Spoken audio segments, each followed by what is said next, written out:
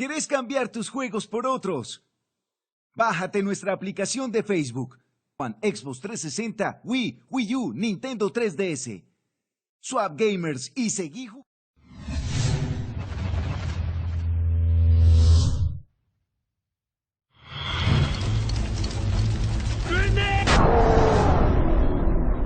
Hey guys, what's up? It's Robbie with Overworld Games, and we have our first signs of Far Cry 5 news, plus we are going to go into details about Far Cry 4 DLCs, including the possibility of a Blood Dragon 2, and then we've got new DLC just around the corner. We are talking about all things Far Cry. A Mark IV Cyber Commando, who's part man, part machine, and all-American. So let's get straight into the Far Cry 5 news. I know you guys are extremely curious about this, and this is really cool. Ubisoft recently sent out a survey to select Uplay customers, asking all sorts of questions, trying to gauge the reaction of fans, you know, about what we want from the future of Far Cry 4. And this was about 20 minutes and went over all sorts of questions. And the first few questions were about gameplay features, and they asked, would you like to see more players in co-op? This is one thing I really want to see from the next Far Cry, is them extending the 2-player count to 4 players at least. It would be cool if they could even include more eventually in these type of games. That would be interesting if they could pull that off. And then also better co-op integration. Please let us play the entire experience with friends, including the story. So it seems like that is the direction they may be taking in Far Cry 5. And this is where it gets really cool. They go on to ask, please select your 3 most preferred settings for a future Far Cry game. And they go on to give us some awesome options. Options I really wasn't expecting. The first one being a Far Cry game in the present day on a Jurassic Park style island of dinosaurs. This is my absolute top pick, because I feel like it is lacking big time the dinosaurs in games right now, and it can be done where it's not cheesy. I'm really surprised that no one is making a Jurassic World game, considering that that movie is just around the corner. It's coming up in summer 2015, so the Far Cry franchise could really piggyback off the success of Jurassic World and give us an amazing island, an awesome setting, some dinosaurs that we can hunt down, and then also survive. I really want to see the survival aspect come full swing in a Far Cry game. It would be so cool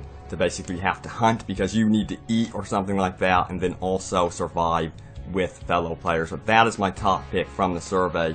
But they didn't stop there. They went on to ask, would you like to also see a Far Cry game in a futuristic sci-fi setting on another planet?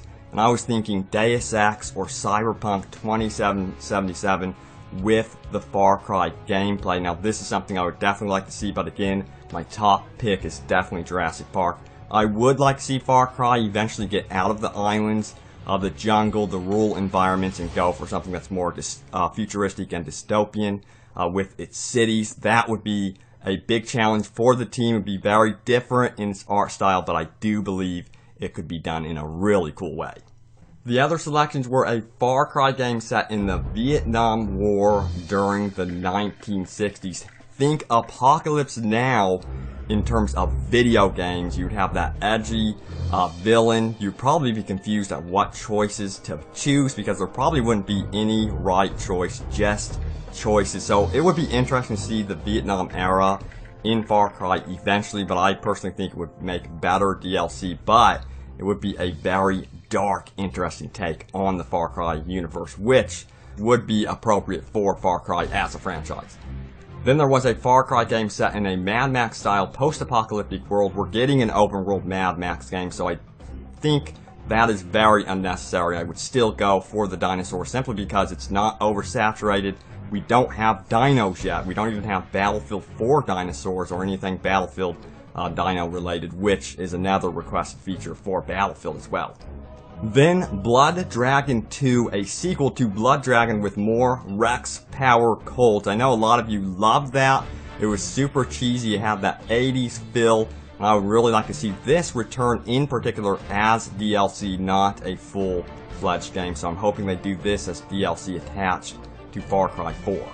But personally, I would really like to see a survival DLC for Far Cry 4 that was teased by the creative director. He's wondering if you guys want to see a survival DLC as well. So my question is, Blood Dragon 2 or a full-blown survival DLC where you really have to survive with your friends on a brand new island or the current island.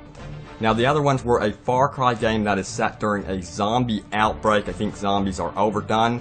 They need to move on from that. A game set where you fight or join vampires. No, I don't think we want that for Far Cry. At least that is really low on my list, as long as they do not sparkle.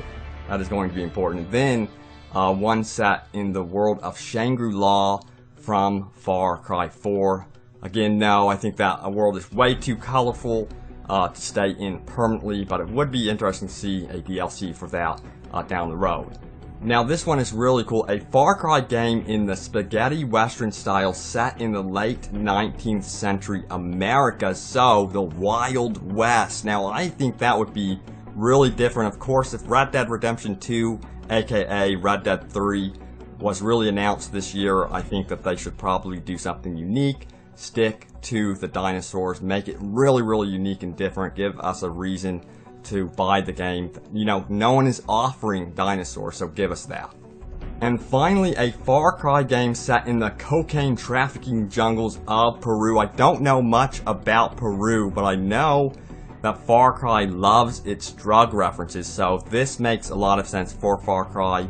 But let me know what you guys would like to see from the Far Cry franchise in the future. What would your pick be from this list? Again, I'm going with either the Jurassic Park style Island of Dinosaurs or the futuristic sci-fi setting on another planet, as long as it's not cheesy.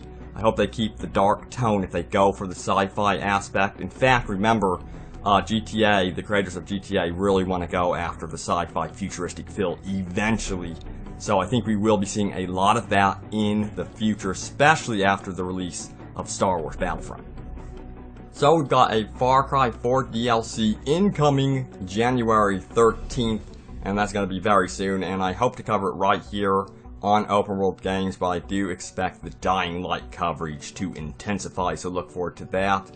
The new DLC is going to be called Escape from Durgish Prison, and it's going to retail for $9.99. I'm going to include a link in the description with all the details about the DLC, but there's going to be brand new single player and co-op missions, and also a brand new weapon specifically for Herc, the Harpoon Gun, and then a brand new PvP mode called Overrun, and then the big one, Valley of the Yetis. This is going to be where you have crashed landed on an unforgiving Himalayan ridge. You must explore the frozen landscape and find tools to upgrade your camp and protect it from a dangerous cult when the night falls. Now this is really cool because it's both single player and has co-op as well, so you don't have to fight alone in the dark cave. So that's going to be a big feature. I'm wondering if it's going to have a horror element to it, so that would be very cool if that turned out to be the case. So there it is, guys, Far Cry 5 news, and then also your Far Cry 4 DLC incoming, remember, January 13th, so if you want to check it out, be sure to stay tuned right here to Open World Games. I will cover it for you guys. Thank you guys so much for watching. Stay tuned right here to Open World Games for more Far Cry 5 news now. We're getting on to Far Cry 5 news already. And then, of course, Assassin's Creed Unity, Assassin's Creed Victory. We're going to be covering Dying Light soon, The Division, and so much more. And also, thank you so much for your support. We just reached 150,000 subscribers here on YouTube.